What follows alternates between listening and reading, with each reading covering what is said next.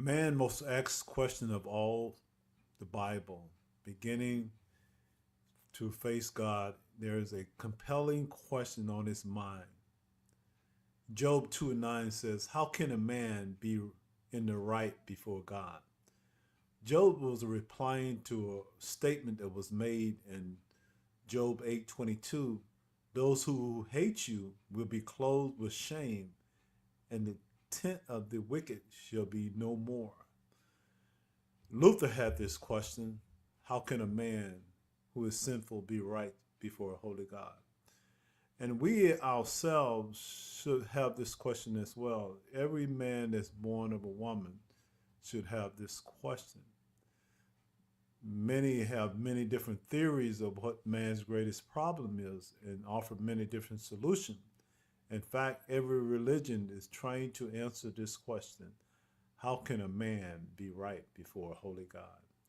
Because man is alienated from God is his greatest problem. And the solution to this problem is the gospel. God created the world and God created man. And he put man in the garden to keep the garden.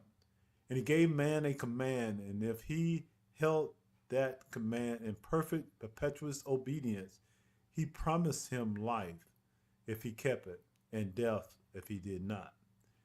And he did not keep it. He ate and became of the tree.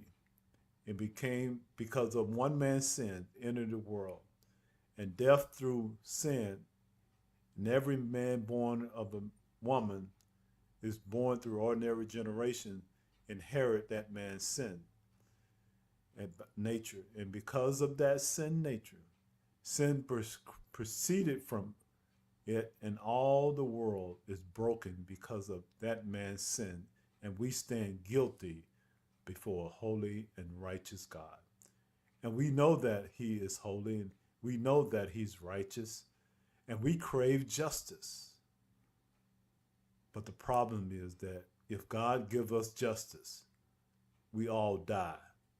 And so that God, in his goodness and his mercy, sent forth his son, who was born not of ordinary generation, but was born of a virgin. Why? Because if he was born of ordinary generation, he would be born in sin. But because he was not born of ordinary generation, he was born without the sin nature. His record is clear, clean, and he obeyed God's law perfectly.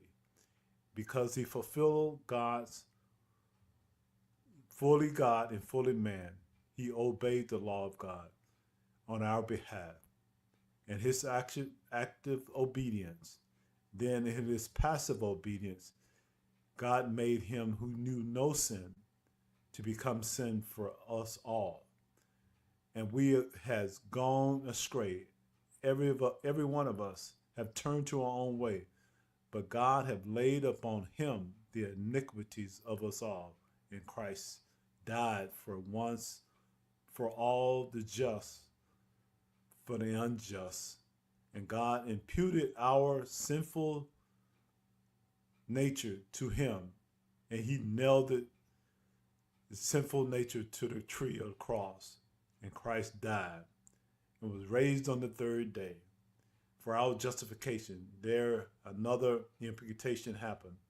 The righteousness of Christ is actively imputed to us so that God can be both the just and the justifier of the one who placed their faith in Jesus Christ, so that all who comes to Christ may enter, so that all those who place their faith in Jesus Christ may be saved. But not only saved, but sanctified, because he is the firstborn of many brethren.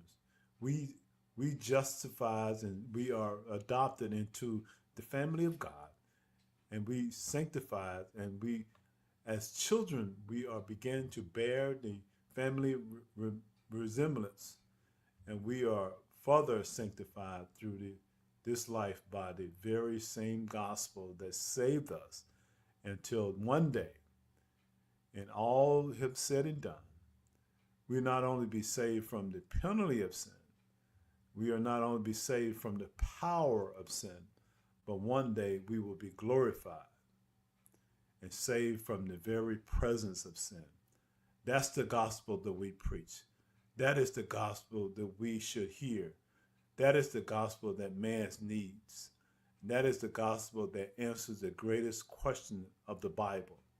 That is the gospel that answers man's greatest need, his alienation from a holy God. A sinner response must be, a sinner must come to believing in God, recognize his sin and desire to be forgiven of his and delivered from his sin, and at the same time must recognize his own inability to be righteous before and satisfy a holy God, and cast himself upon the mercy of God alone for deliverance.